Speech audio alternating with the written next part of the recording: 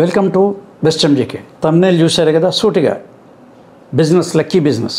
Lucky business అంటే ఏంటి, ఎట్లా దాంట్లో విజయం సాధించాలి మీ అందరికీ, కొత్త వ్యాపారం చేసే వాళ్ళకి, లేదా ఆల్రెడీ వ్యాపారాలు చేసి కొన్ని వ్యాపారాలు నష్టపోయి ఇప్పుడు మళ్ళీ చేయాలనుకుంటారు కొంతమంది. సార్ 3 వ్యాపారాలు కలిసి రాలేదనుకుంటారు. లేదు, నేను ఇప్పుడు కొత్త వ్యాపారం చేయాలనుకుంటున్నాను, నేను చేయాలనుకుంటున్నాను, మేము చేయాలనుకుంటున్నారు. నేను చేస్తే ఎలా ఉంటుంది, మేము చేస్తే ఎలా ఉంటుంది, అసలు ఏం చేయాలి, సబ్జెక్ట్ స్ట్రైట్గా వచ్చేద్దామా. మీకు లక్కీ బిజినెస్ ఫస్ట్ పాయింట్ ఏంటంటే బిజినెస్ చేస్తుంటాం. బిజినెస్ అనేది నెక్స్ట్ అని రాశారు. మీ బిజినెస్ చేయటం తర్వాత, బిజినెస్కి ముందు ఏం చేయాలి, ఇంగ్లీష్లో సామెత ఉంది, plan your work and work your plan. ముందు ఒక పని చేసే ముందు దానికోటి రాసుకోండి, ఏది బిల్డింగ్కి పునాది లాగా ముందు. ఆ తర్వాత ప్లాన్ చేసుకొని కరెక్ట్ పేపర్ వేసుకొని ప్లాన్ అది అయిపోయిన తర్వాత అన్నీ ఆలోచించుకొని ఇప్పుడు పెట్టాలి. వ్యాపారం చేసి 10 కోట్లు 20 కోట్లు నష్టపోయిన తర్వాత అప్పుడు అనుకుంటున్నారు చాలామంది, అప్పుడు సరిగ్గా ప్లాన్ చేయలేదు సార్, పార్ట్నర్షిప్ పడుతుందో కూడా తెలియదు, ఎవరో వచ్చారు కలిసి చేసాం అక్కడి నుంచి అని అనుకుంటారు. అయిపోయిన తర్వాత ఆలోచిస్తే కాలం డబ్బు 2 వృధా అయిపోతాయి. మీకు బిజినెస్ చాలా ఇంపార్టెంట్. ఇంకోటి ఏముందంటే, మీ బిజినెస్ చేస్తే ఖచ్చితంగా సక్సెస్ అవ్వాలి. దాంట్లో ఎందుకు అవ్వాలంటే 2 కారణాలు ఉంటాయి. ఇంట్లో వాళ్ళందరూ చూస్తారు కదా, మీరు బిజినెస్ సక్సెస్ అవుతున్నారు అని ఖాళీ అనుకోండి. అందుకే సరే ఏదో ఉద్యోగాలు చేసుకోవచ్చు కదా, సొసైటీలో అందరూ వ్యాపారం పోయారు అని అంటారు, అదొక ఇన్సల్ట్. రెండవది, మీరు ఏ పెట్టుబడి పెడతారు ఆ పెట్టుబడి 2 పోతాయి అన్నమాట. మీరు పెట్టిన పెట్టుబడికి నష్టాలు లేకపోయినా పర్లే, కానీ మామూలుగా బిజినెస్ ఉన్నాయని కూడా పర్లేదు, బిజినెస్ చేస్తున్నాడు అని అంటారు. ఎవరు విమర్శించకూడదు. మీకు బిజినెస్ రన్ అవుతూ ఉండాలి. అంటే బిజినెస్ నెక్స్ట్, ముందు ప్లాన్ ఫస్ట్ అంటారు. ఏం ప్లాన్ చేయాలి దాని గురించి అంటే, ఆ ప్లానింగ్ కూడా కొంతవరకు మీరు ఏమంటారు, ప్లాన్ అంటే ఆల్రెడీ మేము బట్టల వ్యాపారం పెడదాం అనుకున్నాం, పలానా స్టోర్ పెడదాం అనుకున్నాం, ఆన్లైన్ బిజినెస్ పెడదాం, ఓకే, అది only A proposal, that is not the plan. ఆ ప్లాన్ కరెక్ట్గా ఎట్లా పెట్టాలన్నది మనం దేని చెప్తాం. అప్పుడు హౌ టు స్టార్ట్, ఆ బిజినెస్ ఎట్లా స్టార్ట్ చేయాలి అని దాంట్లో ఉంటుంది. అది ఫర్మ్గా ఉండాలా లేదా పార్ట్నర్షిప్లో ఉండాలా, ఎక్కడ పెట్టాలి, ఏ దిక్కున పెట్టాలి, ఏ వైపున పెట్టాలి, అది కూడా దీంట్లో ఉంటుంది. మీకు డైరెక్షన్స్ కూడా ఉంటాయి. ఆ తర్వాత వెన్ టు స్టార్ట్ అన్నప్పుడు, దీని రిజిస్ట్రేషన్ ఎప్పుడు పెట్టాలి, బ్యాంక్ అకౌంట్ ఎప్పుడు చేయాలి, దీనికి ఏమైనా గవర్నమెంట్ ఉంటే అవి ఎప్పుడు చేయాలి, అక్కడి నుంచి ఏ రోజు దీన్ని ప్రారంభించాలి అంటే దాంట్లో ముహూర్తాలు అష్టాలు ఇవన్నీ ఉంటాయి. A to Z దీంట్లోనే ఉంటుంది. ఎంజేకే లక్కీ బిజినెస్ అయితే మీకు సర్వీస్ వస్తుందో ఆల్ ఇన్ వన్ ఉంటుంది. ఆస్ట్రోలకి 2 ఉంటాయి, ఆస్ట్రో ఉంటుంది, న్యూమర్ 2 ఉంటాయి.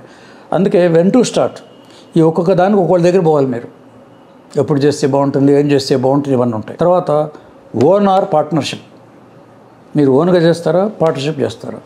ఓన్గా చేస్తే మీరు చేయొచ్చా లేదా, ఒకటి. పార్ట్నర్షిప్ చేసా, పార్ట్నర్స్ ఎవరు, మీకు తెలిసిన పార్ట్నర్స్ ఉంటారు కదా, ఆ పార్ట్నర్స్ పేర్లు కూడా మనకి ఇస్తే ఆ పార్ట్నర్స్తో మీరు ఎలా చేయాలి, వాళ్ళకు మీకు పడుతుందా లేదా, ఇంకో పార్ట్నర్స్ పెట్టుకోవాలా, లేకపోతే ఫ్యామిలీ మెంబర్ యాడ్ చేయాలా, ఇవన్నీ కూడా దీంట్లో ఉంటాయి. ఇది గుడ్డిగా మనం ఎవరో పార్ట్నర్స్ చేసుకుంటే పార్ట్నర్షిప్ లాస్ అయిన వాళ్ళు ఎక్కువ మంది ఉన్నారు.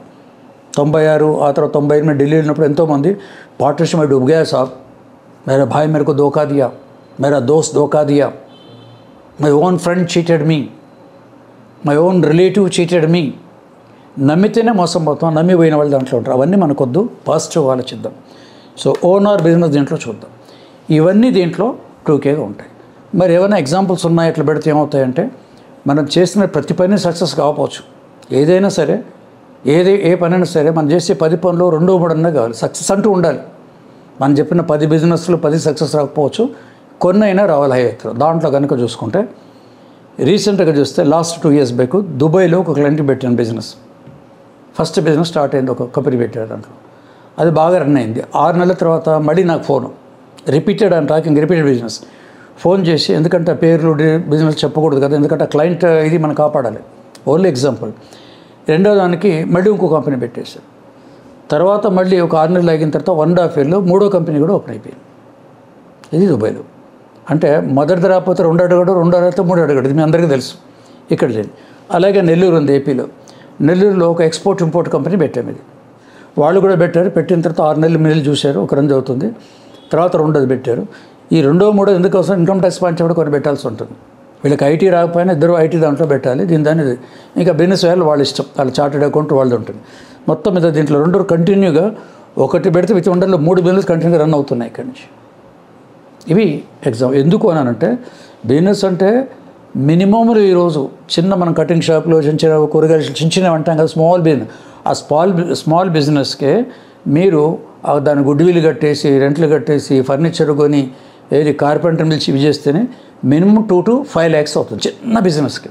మీరు ఇంకొంచెం ఎక్స్పెన్షన్లో పోతే ఎంత ఉంటుంది అక్కడి నుంచి?